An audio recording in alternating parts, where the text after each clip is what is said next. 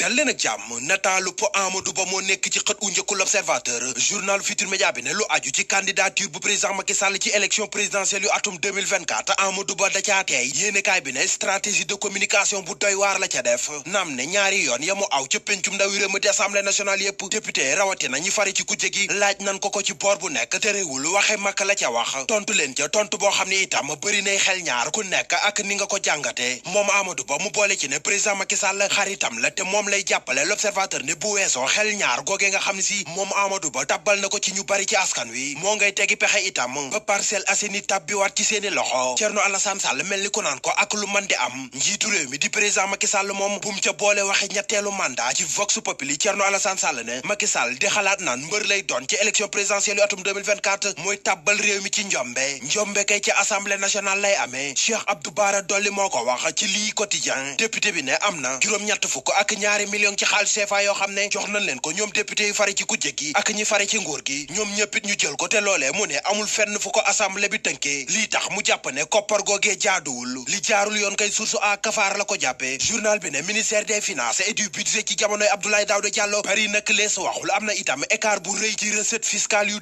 2019 Tribune yéene kaay ne ñoom moom fisc bi laal na leen ndax vidé na compte yu Sen TV tabbal ci njàqare juróom benn téeméeri borom kër Cour des comptes rapport bi nu génne woon ba tey mboolem yéene kaay yi nu xëyandool ñoom ñëpp xëyaat nañ di ci dellu si libération ne bu weesoo leexooru njubla nga dëbb li njaa ak sàcc gu metti gi ñu def ci junniy milliards yi nu génne woon duppee ko fond force covid 19 li mu test yi daan def liñ daan wax ni moo am ci ay cas grave ya ña ca wér ba ci ñin daan wax ne dañoo faatu te covid bee leen rey xel ñaar am na ca journal bi ne bu ñu defee xayma ci lan daan li mu weeru yàlla sàkk ak li nga xam ne moo am dëgg-dëgg mel na ni yàlla ak yaali seeni calcul da leen a nax bés bi le jour ne naxee mbaay dëgg kay moo am ca fond force covid 19 ba tax journal bi xëy defub jàngat ci ñu nu duppee ay DAGE di directeur de l'administration générale et de l'équipement daanaka ñoom lañ gën a tudd ci leexoor gi lii tax bés bi le jour defub enquête ci lan moo tax ñu tudd DAGE te tudd nu ministère yi ci boppam sama boppam la gënal du bañ naa la enquête yéene kaay ne foofee la coalition Yewwi Askan Wi ak coalition Wallu Sénégal tollu ndax fi mu toll ku nekk yaa ngay ràcc di jëmale sa kanam te keroo ko ca vote motion de censure ba ca la mbir yi tàmbalee leer li leer te wóor moo di def na tey juróom benn fukki at bi président Léopold Sédar Senghor tàqali ko Mamadou Dia Sud Quotidien fukki fan ak juróom-ñaar ci weeru décembre atum 1962 la amoon ñaari xarit yi politique moo leen tàqale woon jaaroon ci motion de censure Mamadou Dia dem ci kaso laataa ko Senghor di amnistie nekkit histoire boo xam ne taarixu politique dootu ko fàtte taarix itam dootul fàtte Cumbe Samb Direct News ne Cumbe Samb moo jigéen ji nu njëkk a tëj kaso ndax politique ci histoire Sénégal ña nekk kaso ba tey kay ñoo di Cheikh Omar Diagne ak Abdou Karim Gueye xurum xaq Les Échos ne fa la nar a des bu jëmi jamono ndax yéeni kaay bi nee na bàyyi nekkandiku bi leen seeni avocat doon ñaanal attekat ba lànkal na leen ko ñii ëmbal ba noppi di ko lànk seeni mbir le journal Le Soleil xëy di wax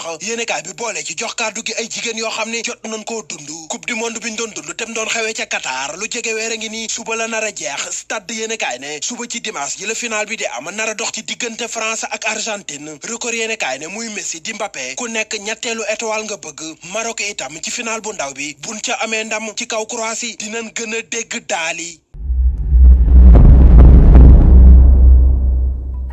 chetttt mais yow sawaay yow fu ñu la fekk yaa ngi ci kanamu ordinateur bi wala sa kanamu tablette ba sa téléphone portable lu xew mais damay lire ay information